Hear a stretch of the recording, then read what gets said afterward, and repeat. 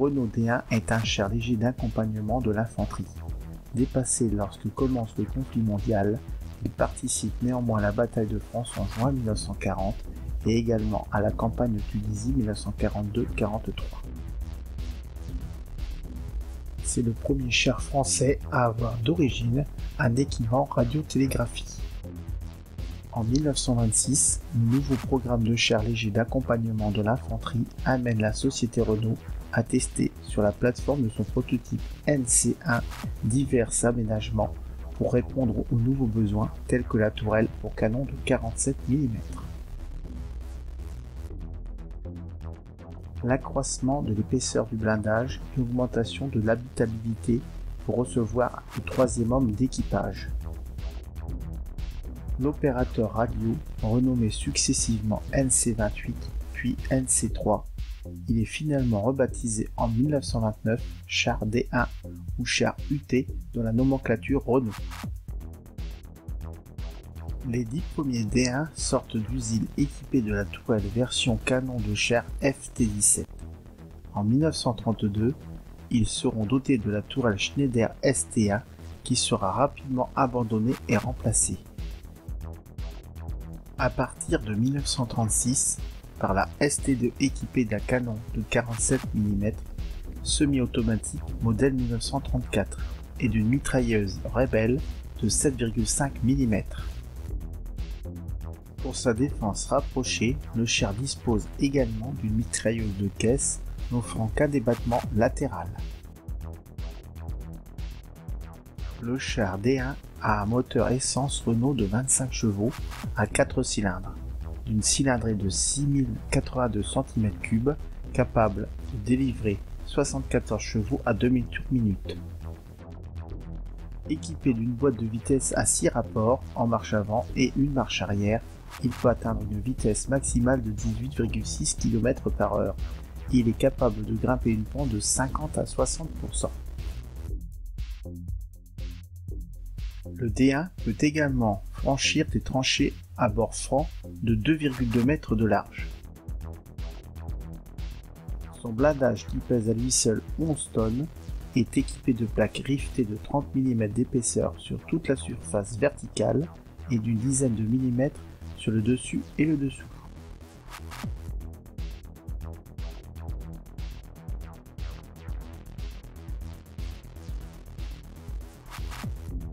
Particularité remarquable pour l'époque, le D1 est le premier char français équipé de postes de radiotélégraphie utilisant le code Morse qui est préféré à la radiophonie car utilisé dans un environnement particulièrement bruyant et parasité.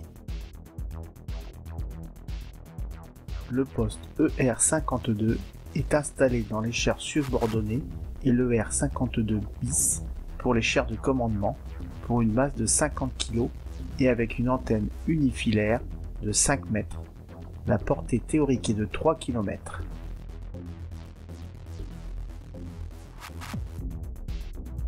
La gamme de transmission est différente de celle des autres modèles de chars, comme de celle de l'infanterie ou de l'artillerie, interdisant la communication radio interarmes. La capacité des batteries du char est faible, obligeant à maintenir le moteur en marche pour rester à l'écoute de la radio.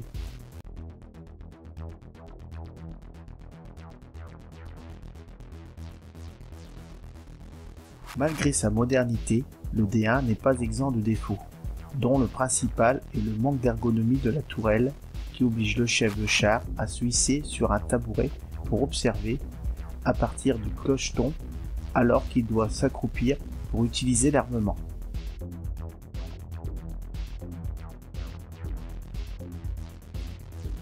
Il lui est également reproché son manque de fiabilité, sa sous-motorisation, handicap en terrain varié, ainsi que son blindage devenu insuffisant du fait des progrès réalisés dans le domaine de la lutte anti-char.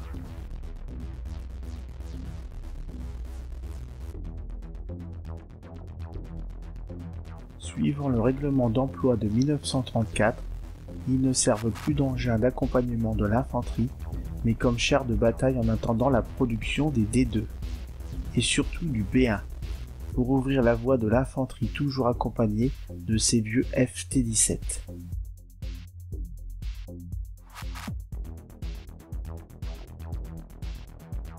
En 1937, devenu obsolète compte tenu du blindage trop léger et de son canon trop limité, les chars D1 sont envoyés au sud de la Tunisie pour renforcer la défense face aux Italiens.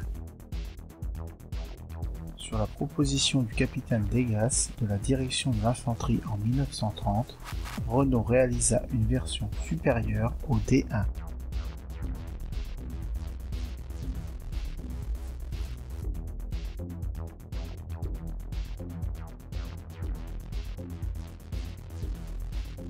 Les premiers exemplaires du char D2 arrivèrent en avril 1937.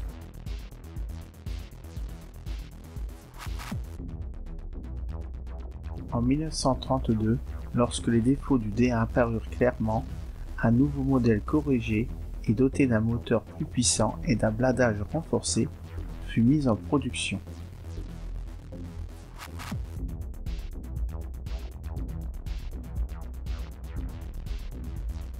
Le char nommé D2 fut donc développé à partir du D1.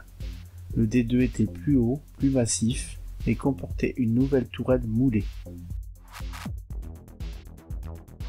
C'est une APX-1, la forme en prismatique, la tourelle est dans l'axe du char.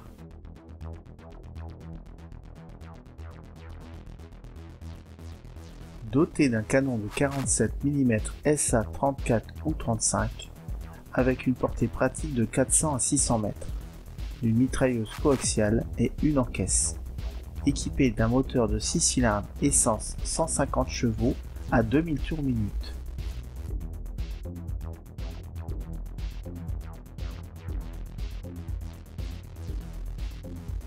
Les premiers exemplaires sont livrés entre 1937 et 1938 en remplacement du char D1.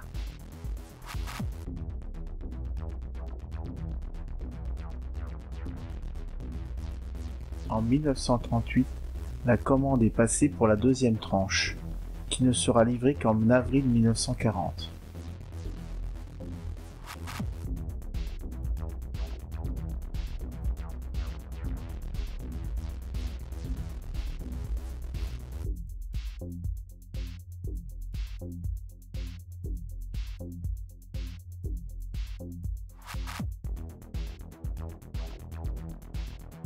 Malheureusement, ces chars arriveront trop tard pour influencer les combats de juin et monteront au front avec des équipages formés en catastrophe et avec un matériel incomplet et se battront avec courage.